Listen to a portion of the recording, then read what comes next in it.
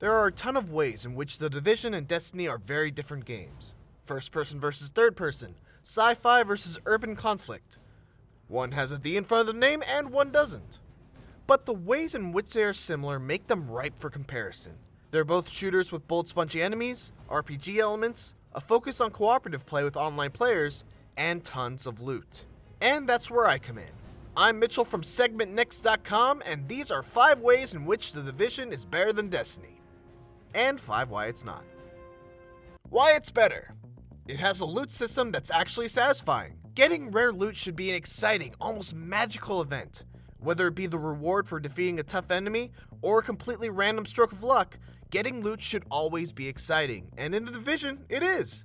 You see a rare drop on the ground, you pick it up, take a look at its stats, and if it's better than what you have equipped, boom!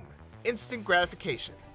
In Destiny, that gratification that you get from a rare loot drop is only there after you beat the mission you're on, go through several loading screens to get back to the tower, speak to the Cryptarch, and then sacrifice a lamb to the gods in the hopes that what you get isn't a piece of garbage that won't even dismantle into something that gives you anything of value. Number 2, tactical co-op. Playing with friends in The Division completely changes the nature of the game.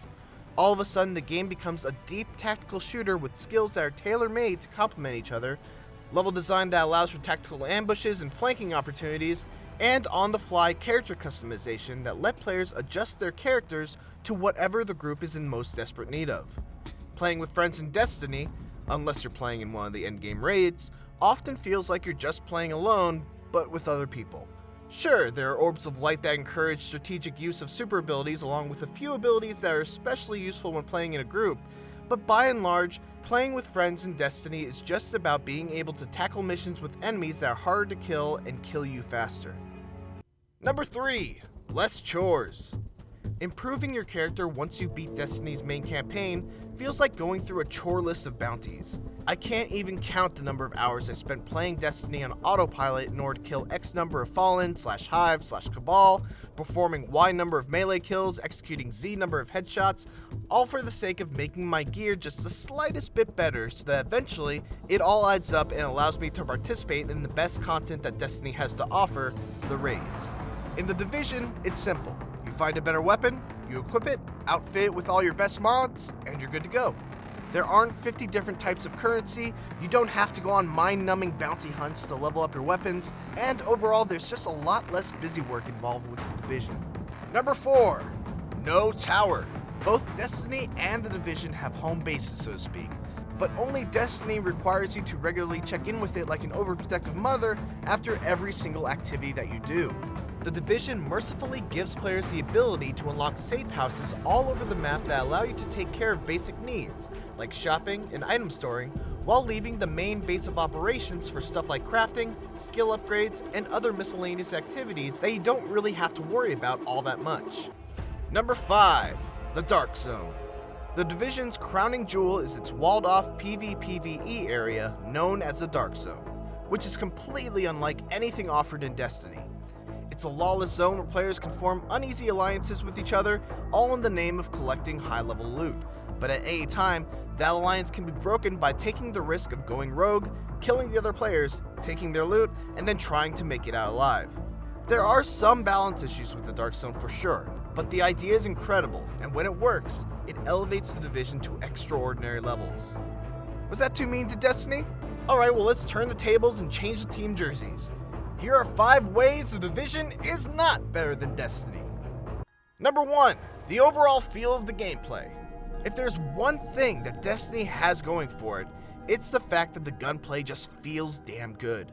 There's a great variety to the weapon types that is sorely lacking in The Division. Even within a weapon class, there's a ton of variation both in the look and the feel of the weapons. And despite also being very bullet spongy, there's a level of satisfaction to taking out enemies in Destiny that The Division doesn't even get close to.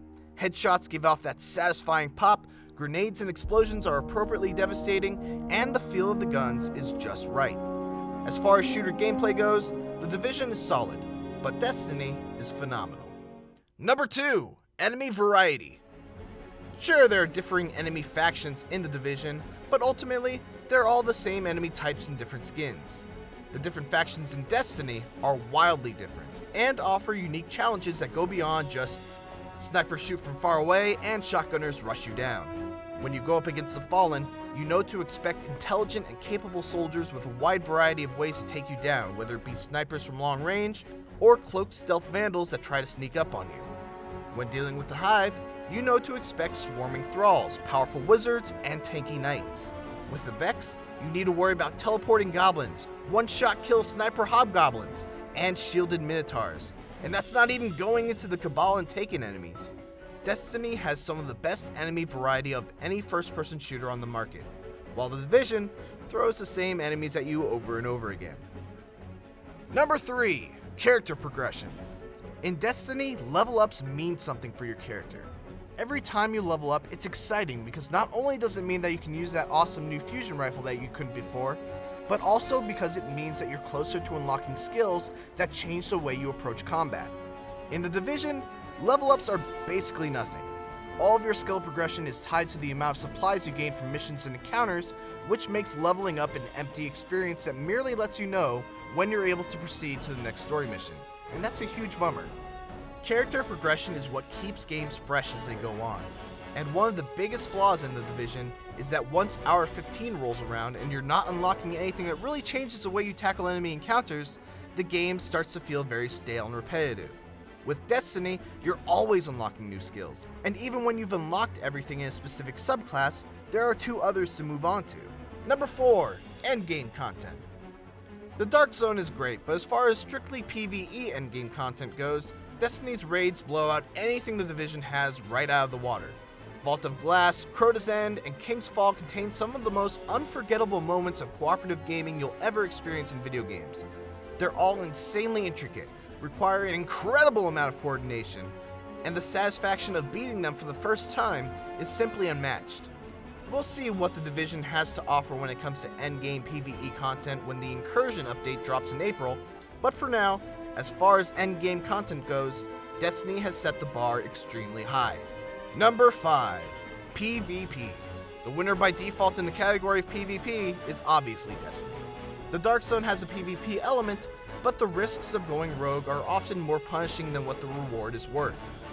Destiny deserves a lot of credit for not only offering up both PvE and PvP gameplay, but for tying them together.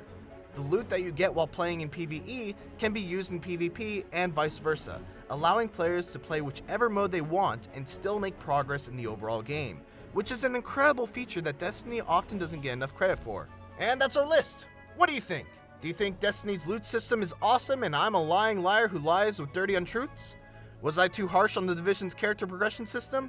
Let us know in the comments, and if you enjoyed the video, drop us a like and maybe even consider subscribing to Segment Next for more awesome videos.